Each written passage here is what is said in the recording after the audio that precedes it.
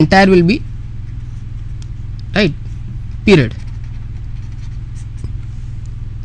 and this will be the pulse width.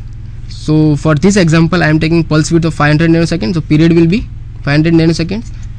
Again in this this pulse voltage I am taking on time equal to off time. So what I am doing is that on time, that pulse width I am taking as 500 nanosecond. So why I am taking 500 nanoseconds? So that we can analyze it properly.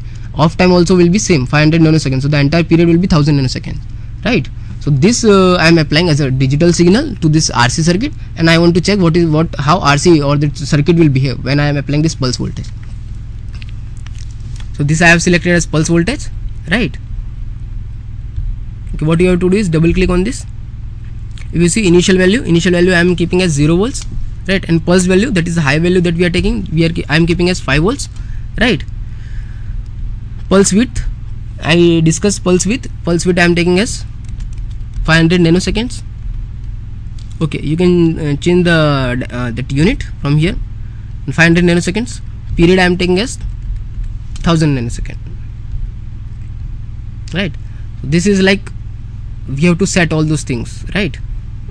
Okay, right. Next what we will do is we have to select RC. So what I am doing is first going to basic, I will select R resistor, right? Then I will take one capacitor, right? I will take one ground connection,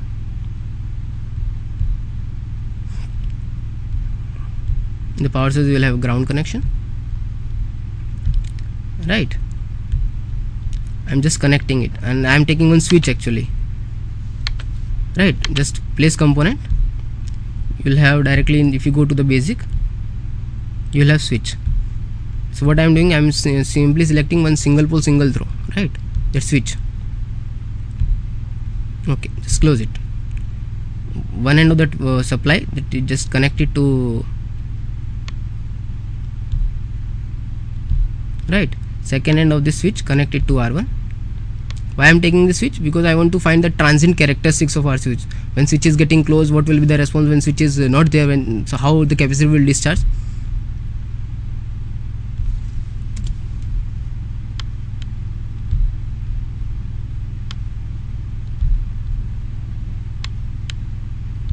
Okay, for this example I am taking the value of resistor as 10 kilo ohm. Okay, and then value of capacitor I am taking as 5 picofarad. So directly write 5p, it will take it as 5 picofarad, right? So this is the entire circuit, it will look like this, right? What I am doing is circuit is completed. This switch, if you press this switch, it will be closed, right? It will come in the closed condition. Now I want to do simulation, that is transient analysis. If you see that simulation, it will have analysis. What I am doing is we will have transient analysis. Okay, so start time I am keeping as 0, and end type I am taking long time, right? Because I want to see how circuit will behave, right? Minimum number of points I am taking as 100, because how it will behave for a long span of time, those things I am doing. And output we are selecting just voltage across V1, V2 and V3, right? So everything is connected. So when 0 volts will go to the circuit, the switch will be in off position. So when 5 volts is going, it will be connected, in the switch will be in connected position. So you will get as on off results, right? If you analyze, this is the output that we are going to get.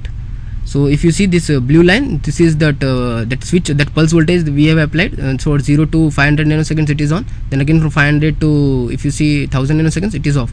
And this red line shows the voltage across capacitor. Initially it is 0, then it for certain time, after certain time it gets on, right? It is getting charged, and thereafter a certain time, that is 500 nanoseconds, it is getting discharged, right? If you want to see this in some more graph, that is, if you want to see in white, you have to remove this black. If you want to see analyze in white, you can just directly see, right? Suppose we want to have to find the value, what you have to do is we have to show, we go to the cursor, right?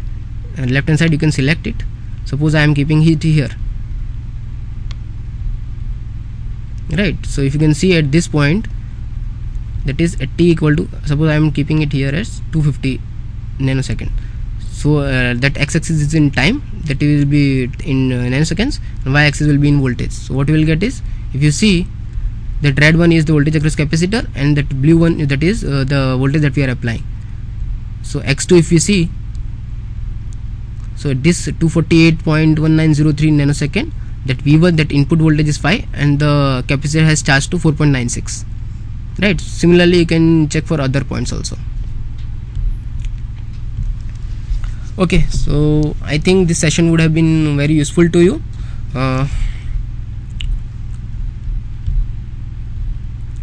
So if you want to have any queries, any suggestions, all those things, you can always contact me. My email ID is sachin.sharma@bapugkv.ac.in. Thank you.